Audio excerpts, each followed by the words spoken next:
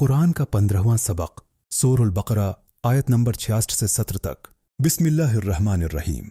अस्सलामु अलैकुम वरहमतुल्लाहि वबरकातुहू। आज हम कुरान मजीद के 15वें सबक में सूरह बकरा की आयत नंबर 66 से आयत नंबर 17 तक पढ़ेंगे। इन आयात में अल्लाह ताली हमें दो नहायत अहम वाक़यात के जरिए बहुत बड़े सबक देते हैं। पहला सबक ये कि अल्लाह के हुक्म के साथ चालाकी और हैला साजी इंसान को अल्लाह की पकड़ से नहीं बचा सकती, और दूसरा सबक ये कि जब अल्लाह का हुक्म वाज़ेह हो जाए तो मोमिन का तरीका ये नहीं कि वो बलावजा सवाल पर सवाल करता रहे, बल्कि उसका रवैया होना चाहिए समिअना व अताअना, हमने सुना और हमने उताअत की। आयत नंबर 66। फजअलनाहा नकालन लिमा बैन यदैहा वमा खल्फहा वमौइज़तन लिलमुत्तकीन। तर्जुमा, फिर हमने इस वाक़े को इस ज़माने के लोगों और बाद में आने वालों के लिए अबरत और परहेजगारों के लिए नसीहत बना दिया। तशरीह, पिछली आयत में हमने उन लोगों का वाक़या पढ़ा था जिन्होंने सब्त यानी हफ्ते के दिन के बारे में अल्लाह के हुक्म की नाफरमानी की। अल्लाह ताली ने उनसे फरमाया था जलील बंदर बन जाओ। अब अल्लाह ताली फरमाते हैं कि उनका ये इंजाम सिर्फ उन्हीं तक महदूद नहीं रखा गया, बल्कि उसे दूसरों के लिए भी अबरत और नसीहत बना दिया गया। यानी आने वाले लोग उस वाक़ये को सुनें, सोचें और समझें कि अल्लाह के अहकाम के साथ चालाकी नहीं की जा सकती। इंसान शायद दूसरे इंसानों को धोखा दे दे, शायद कानून में कोई रास्ता निकाल ले, शायद गुनाह का नाम बदल दे, शायद उसकी शक्ल बदल दे, और शायद अपने आप को यह यकीन भी दिला दे कि मैंने तो अल्लाह का हुक्म तोड़ा ही नहीं। लेकिन याद रखिए, अल्लाह ताली नियत भी जानता है और हकीकत भी। अल्लाह के हुक्म से बचने के लिए बनाया गया हैला अल्लाह से छिप नहीं सकता। इसलिए मोमन ये नहीं सोचता कि मैं अल्लाह के हुक्म से बचने का रास्ता कैसे निकालूं, बल्कि मोमन सोचता है मैं अल्लाह के हुक्म पर सही तरीके से कैसे चलूं। आयत नंबर 67। वइज़ क़ाल मूसा लिक़ौमिही इन्न अल्लाह यअमुरुकुम अन तज़बहू बक़रा क़ालू अतत्तख़िज़ुना हुज़ुवा क़ाल अऊज़ु बिल्लाहि अन अकून मिनल जाहिलीन। तर्जुमा, और याद करो जब मूसा अलैहिस्सलाम ने अपनी कौम से कहा बेशक अल्लाह तुम्हें हुक्म देता है कि एक गाय ज़बह करो। उन्होंने कहा क्या आप हमसे मजाक कर रहे हैं? मूसा अलैहिस्सलाम ने फरमाया मैं अल्लाह की पनाह मांगता हूं कि मैं जाहलों में से हो जाऊं। तशरीह, गौर कीजिए, अल्लाह ताली का हुक्म बहुत वाज़ेह था, एक गाय ज़बह करो। लेकिन हुक्म सुनकर फौरन इताअत करने के बजाय उन्होंने मूसा अलैहिस्सलाम से कहा क्या आप हमारे साथ मजाक कर रहे हैं? मूसा अलैहिस्सलाम ने फौरन फरमाया मैं अल्लाह की पनाह मांगता हूं कि मैं जाहलों में से हो जाऊं। यानी अल्लाह का नबी अल्लाह के हुक्म को मजाक कैसे बना सकता है?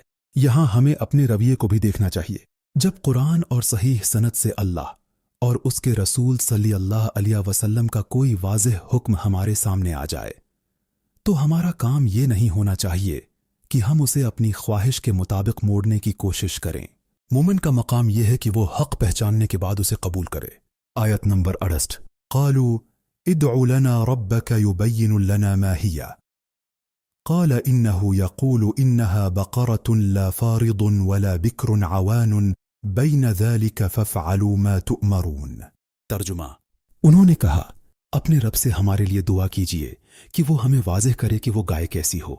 मूसा अलैहिस्सलाम ने फरमाया अल्लाह फरमाता है कि वो ना बहुत बूढ़ी हो और ना बिल्कुल कम उम्र, बल्कि उन दोनों के दरमियान दरमियानी उम्र की हो। बस जो हुक्म तुम्हें दिया गया है उसे कर डालो।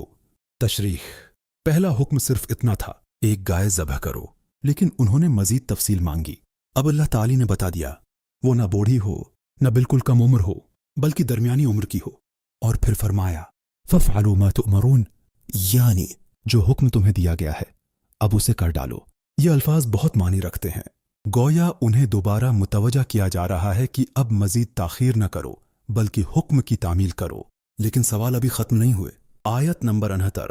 क़ालू इदउ लना रब्बक युबय्यिन लना मा लौनुहा क़ाल इन्नहु यक़ूलु इन्नहा बक़रतुन सफ़रा फ़ाक़िउन लौनुहा तसुर्रु नाज़िरीन। तर्जुमा, उन्होंने कहा अपने रब से हमारे लिए दुआ कीजिए कि वो हमें बताए कि उसका रंग कैसा हो।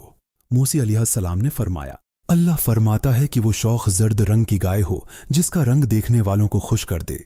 तशरीह, अब उम्र भी मालूम हो गई थी, लेकिन फिर सवाल किया गया उसका रंग क्या हो? अल्लाह ताली ने यह भी वाज़ेह कर दिया वो गाय जर्द रंग की हो, उसका रंग खूब नमाया हो, ऐसा कि उसे देखने वालों को खुशी महसूस हो। गौर कीजिए कि हर सवाल के साथ मतलूबा गाय की सफ़ात मजीद मखसूस होती जा रही हैं। हुक्म इब्तिदा में मुख्तसर और सादा था, लेकिन सवाल बढ़ते गए और मामला मजीद मखसूस होता गया। आयत नंबर 17 قالوا ادع لنا ربك يبين لنا ما هي إن البقرة تشابه علينا وإنا إن شاء الله لمهتدون۔ ترجمہ، انہوں نے کہا اپنے رب سے ہمارے لیے دعا کیجئے کہ وہ ہمیں مزید واضح کر دے کہ وہ کیسی گائے ہے، کیونکہ گائیں ہمیں ایک جیسی معلوم ہو رہی ہیں، اور اگر اللہ نے چاہا تو ہم ضرور صحیح گائے تک پہنچ جائیں گے۔ تشریح، اب دیکھیے، عمر بتا دی گئی، رنگ بتا دیا گیا، لیکن پھر بھی سوال آیا، مزید بتائیے وہ گائے آخر کیسی ہے؟ یہاں ہمارے لیے بہت اہم سبق موجود ہے۔ دین کو سمجھنے کے لیے سوال کرنا غلط نہیں، بلکہ جہاں کوئی بات سمجھ نہ آئے وہاں اہل علم سے پوچھنا چاہیے۔ لیکن علم حاصل کرنے کے لیے سوال کرنا اور عمل سے بچنے کے لیے سوال کرنا دو الگ چیزیں ہیں۔ ایک شخص پوچھتا ہے کیونکہ وہ جاننا چاہتا ہے کہ اللہ مجھ سے کیا چاہتا ہے، اور دوسرا بار بار اس امید میں سوال کرتا ہے کہ شاید کوئی ایسا جواب مل جائے جس سے مجھے یہ حکم ماننا ہی نہ پڑے۔ یہ دونوں رویے ایک جیسے نہیں ہیں۔ آج ہم اپنے آپ کو کہاں دیکھتے ہیں؟ میرے بھائیوں اور بہنوں، ان آیات کو صرف بنی اسرائیل کی ایک پرانی کہانی سمجھ کر آگے نہ بڑھ جائیے۔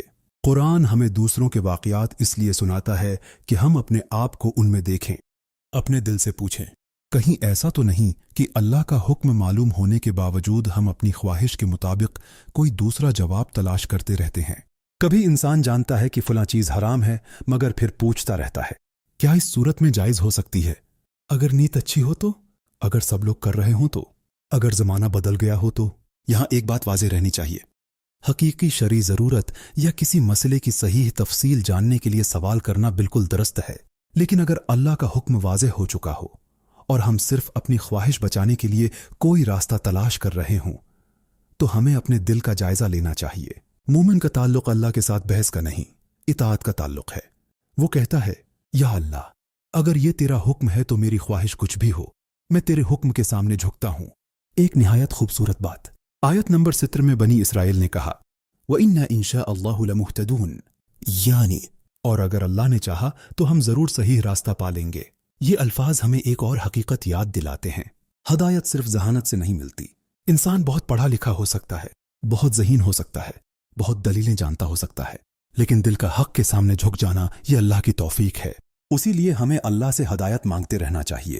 ہم ہر نماز میں کہتے ہیں اہدنا الصراط المستقیم، آئے اللہ ہمیں سیدھا راستہ دکھا، کیونکہ صرف راستہ معلوم ہونا کافی نہیں، اس راستے پر چلنے کی توفیق بھی اللہ ہی دیتا ہے۔ آج کے سبق کا خلاصہ سورہ البقرہ کی آیت نمبر 66 سے آیت نمبر 17 تک ہمیں یہ سبق ملتا ہے۔ اللہ کے حکم کے ساتھ چالاکی اور ہیلا سازی نہ کرو، دوسروں کے انجام سے عبرت حاصل کرو۔ اللہ کا حکم واضح ہو جائے تو بلاوجہ اطاعت میں تاخیر نہ کرو۔ دین کو سمجھنے کے لیے سوال ضرور کرو، لیکن سوال کو اللہ کے حکم سے بچنے کا بہانہ نہ بناؤ۔ اور سب سے بڑھ کر ہدایت ہمیشہ اللہ سے مانگو، کیونکہ علم راستہ دکھا سکتا ہے، لیکن اس راستے پر چلنے کی توفیق صرف اللہ دیتا ہے۔ دعا، آئے اللہ ہمیں اپنے کلام کو سمجھنے، اس پر غور کرنے اور اس پر عمل کرنے کی توفیق عطا فرما۔ یا اللہ ہمیں ایسی عقل سے بچا جو تیرے حکم میں ہیلے تلاش کرے، اور ہمیں ایسا دل عطا فرما جو تیرے حکم کے سامنے جھک جائے۔ آئے اللہ ہمیں حق کو حق دکھا اور اس پر چلنے کی توفیق عطا فرما، باطل کو باطل دکھا اور اس سے بچنے کی توفیق عطا فرما۔ ہماری خواہشات کو اپنے حکم کے تابع کر دے، اپنے حکم کو ہماری خواہشات کے تابع بنانے کی کوشش سے ہمیں محفوظ رکھ، اور ہمیں ان بندوں میں شامل فرما جو تیرا حکم سن کر کہتے ہیں سمعنا واطعنا، ہم نے سنا اور ہم نے اطاعت کی، آمین یا رب العالمین۔ اگر آج کا سبق آپ کے دل تک پہنچا ہے تو اسے دوسروں تک بھی ضرور پہنچائیے۔